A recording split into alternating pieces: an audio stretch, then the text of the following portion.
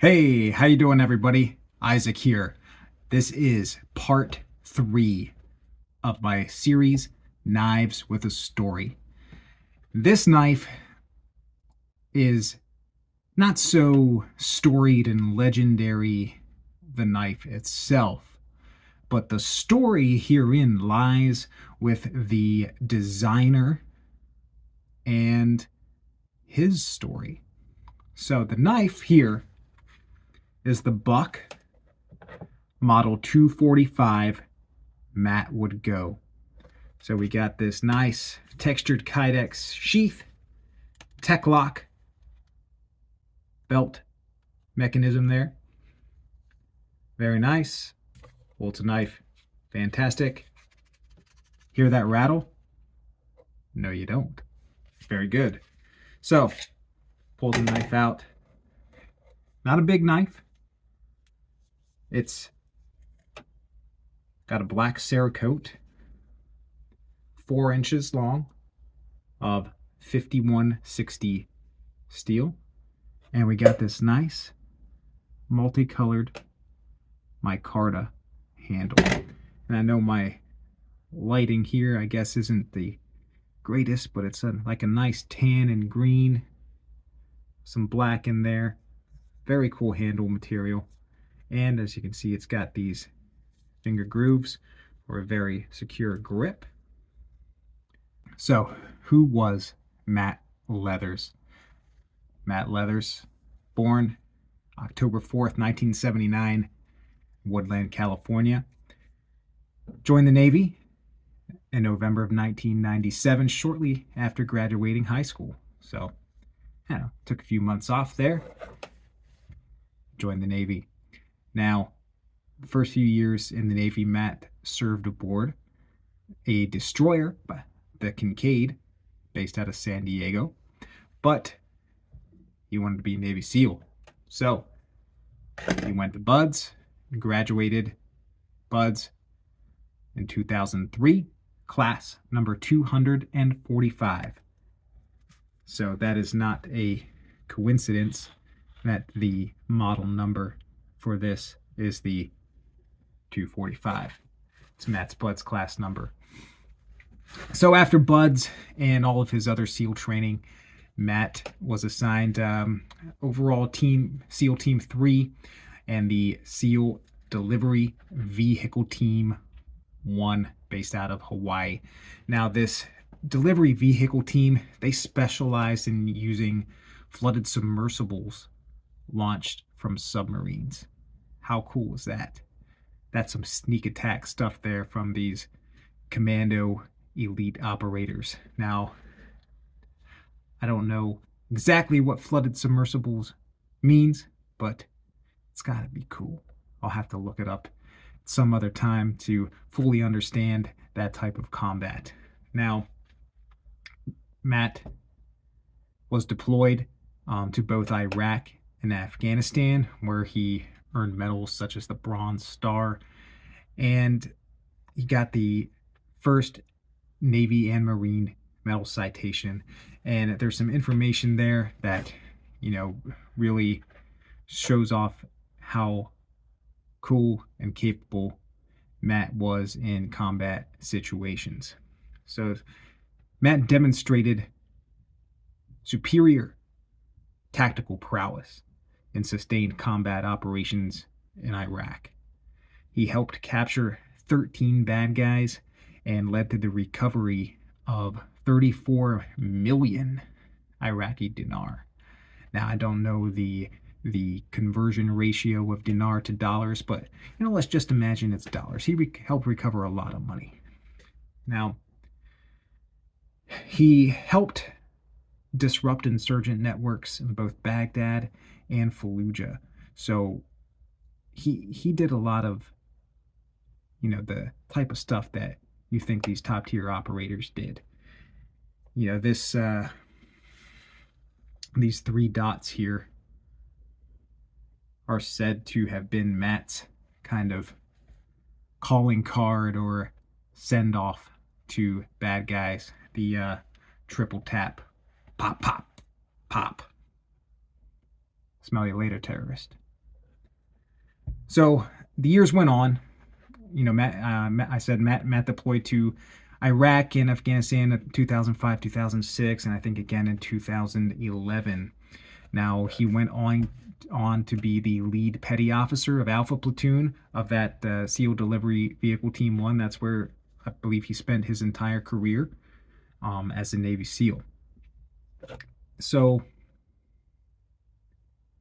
in 2013, in February that year, February the 19th to be exact, Matt and his team were doing some training off the coast of Hawaii, getting ready for their next deployment to go fight bad guys in the war on terror. So they were doing dive training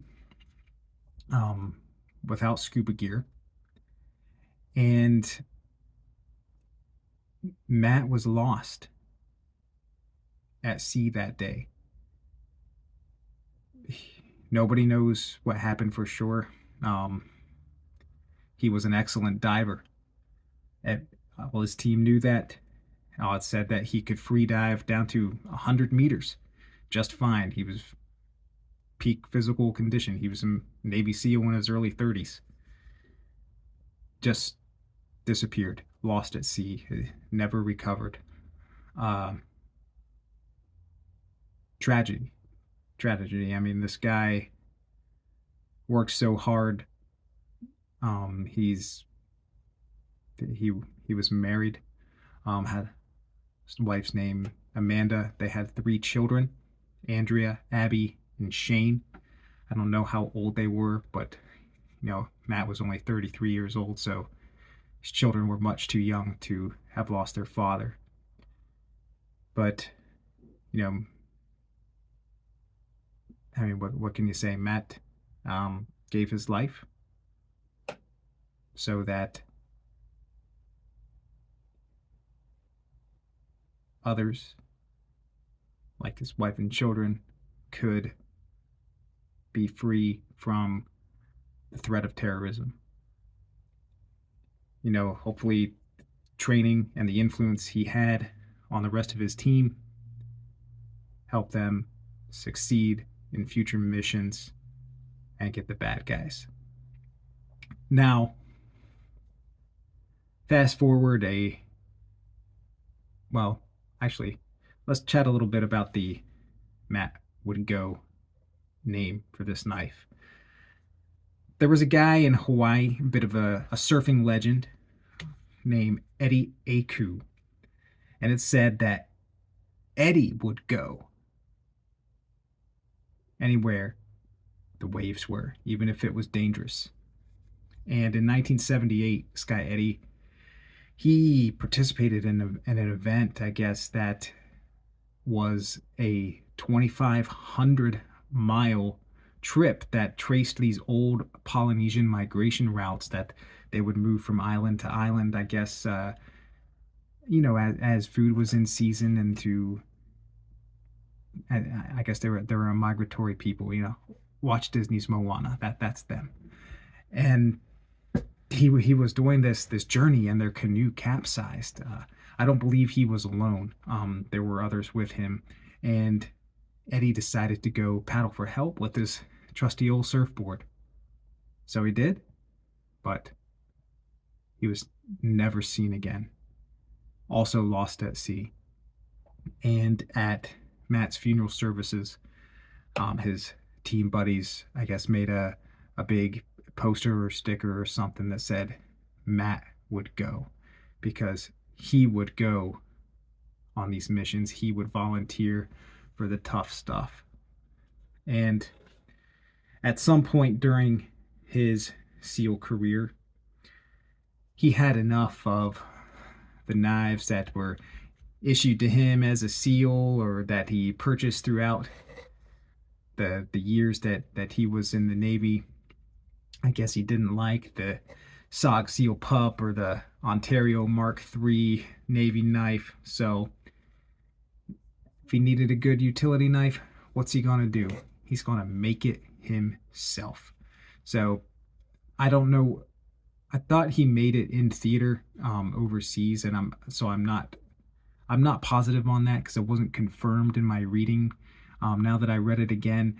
But he did forge a knife of this design out of a coil spring from a broken down Humvee. So I assume it may have been in theater. I don't know what the protocol is for just taking parts from vehicles when you're on a military base. And then he made a forge out of a mailbox, heated it up, tempered it in there, and eventually hammered it out. And this was the basic shape. Now, I don't know what sort of handle materials Matt would have used in his knife.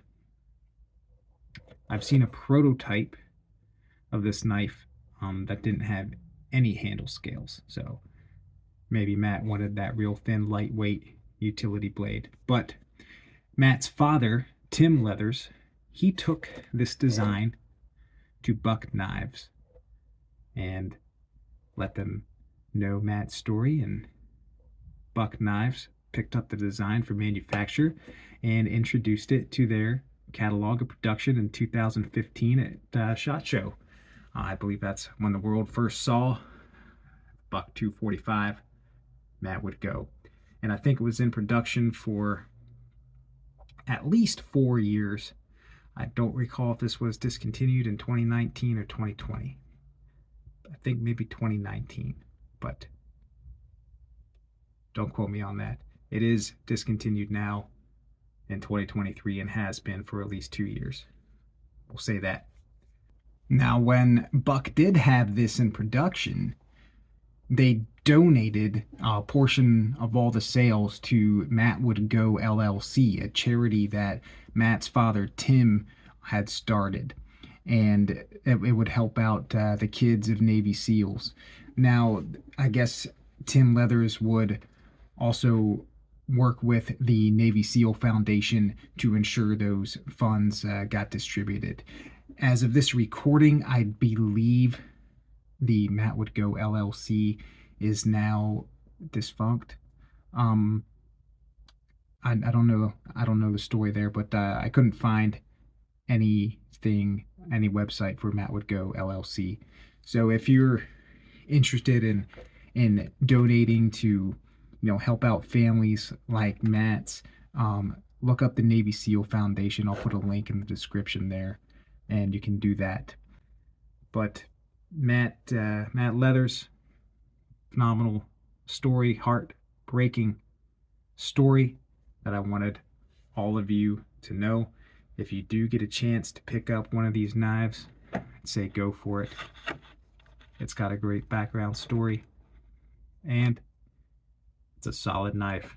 That tough 5160 steel, micarta grip, those finger grooves, 4-inch blade, small enough to EDC if you like to EDC a fixed blade knife.